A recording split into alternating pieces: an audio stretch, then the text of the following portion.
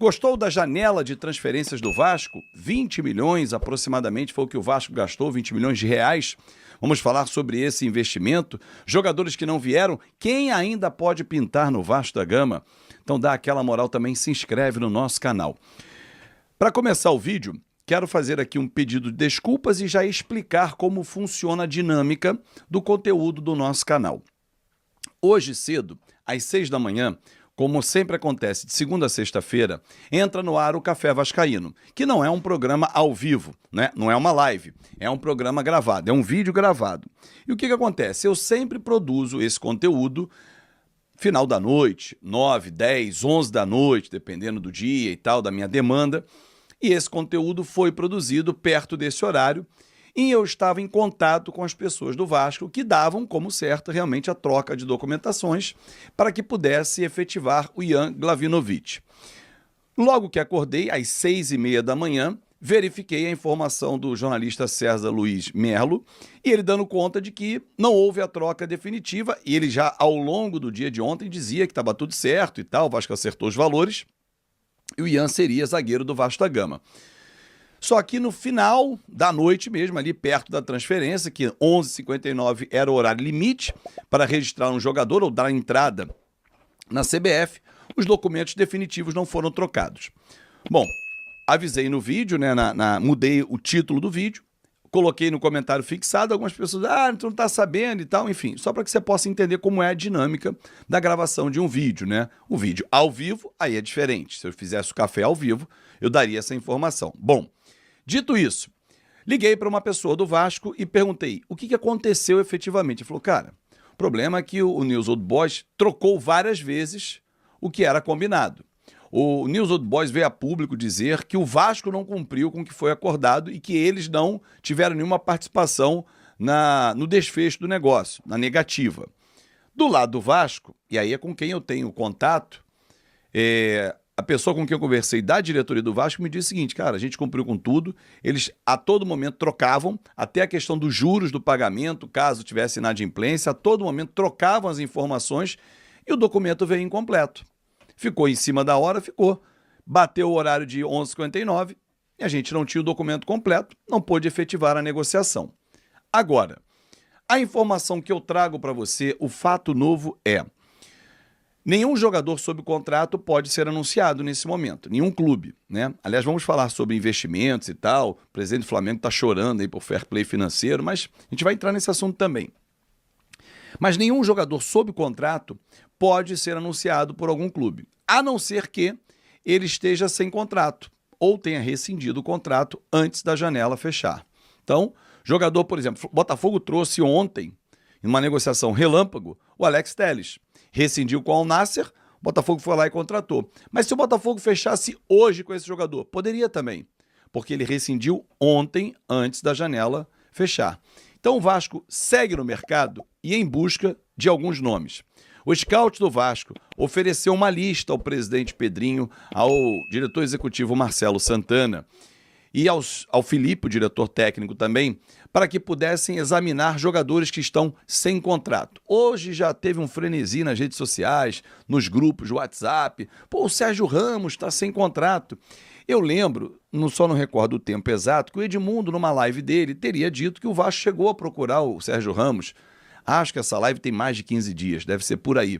E que o próprio Sérgio Ramos não se interessou ou queria encerrar a carreira, algo do tipo. O Vasco procurou o Pepe.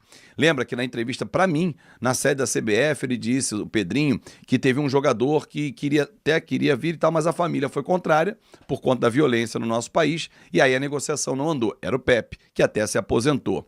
Mas enfim, fato e notícia para você, torcedor.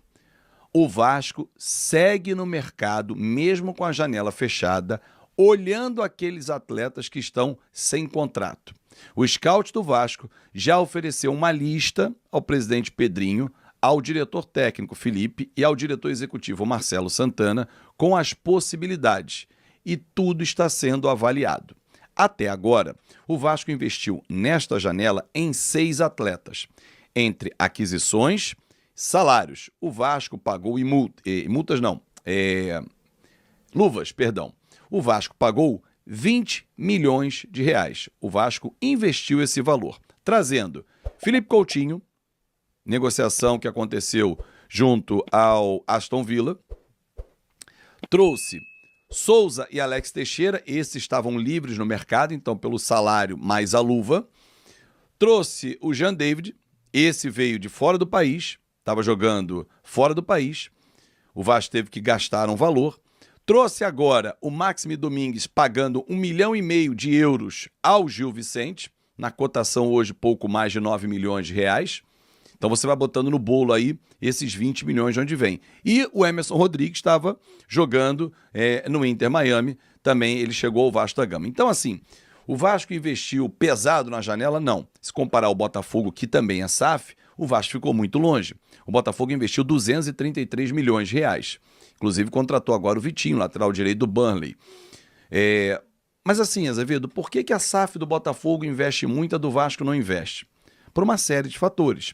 A SAF do Botafogo ela vem desde o início com a mesma pessoa. E é uma pessoa mesmo, é o John Textor. É o grupo Eagle, mas é o John Textor.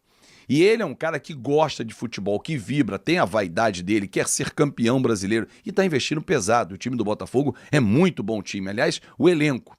Mas não necessariamente ele só gasta ou só investe. Igor Jesus veio de graça, por exemplo. O Bastos, o valor foi baixíssimo. Cuiabano foi numa negociação direta com o Grêmio. Só estou dando alguns exemplos.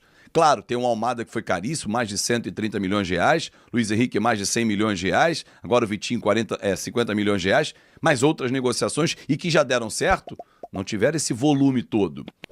E aí cabe ao scout do clube do Botafogo, é muito bom.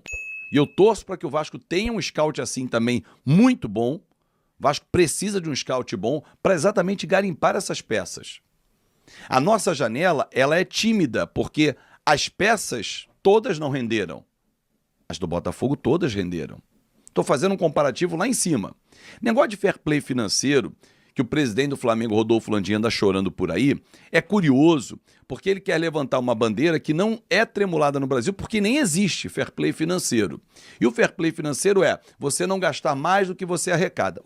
Presidente Rodolfo Landim, quando o Vasco estava quase falido, o Botafogo quase falido, você, com o Flamengo, num trabalho pós-bandeira de Melo, que elevou a receita do Flamengo e botou ele acima dos outros naquele momento, o senhor não se preocupou. Peraí, vai falir aqui 2 grandes clubes, deixa eu ajudar. Agora, quando eles começam a se reerguer, o senhor primeiro a querer tremular a bandeira. Cada um cuida do seu clube. É o melhor dos cenários. E claro, que fique de olho para que não haja, e isso já aconteceu várias vezes com o próprio Flamengo, de gastar mais do que arrecadava. E mesmo assim foi campeão. Essa era uma ciranda dos clubes. Então, nesse momento, levantar esse tema, me parece um oportunismo para jogar para a galera. Não vamos cair nessa, mas vamos voltar a falar do Vasco, porque isso é importante salientar. Porque daqui a pouco, não esse ano, mas ano que vem, potencializam as receitas do Vasco, o Vasco começa a investir mais, vai ter adversário gritando. E aí deve-se a competência e a gestão do negócio. O Vasco hoje investiu nessa janela 6 jogadores. Você gostou? Falta um zagueiro? Falta um zagueiro. Eu estou na expectativa do meia suíço, também com nacionalidade espanhola? Sim.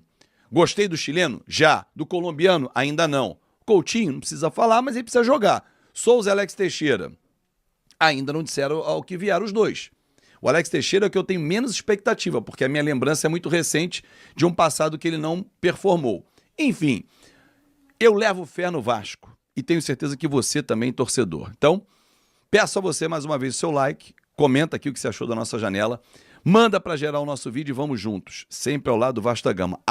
Rapaziada, então é isso aí, ficamos com o nosso giro de notícias do Vasco da Gama. Você que gostou do conteúdo, chega deixando o seu like, se inscreva no canal, ativa também o sininho de notificação para você não perder nada.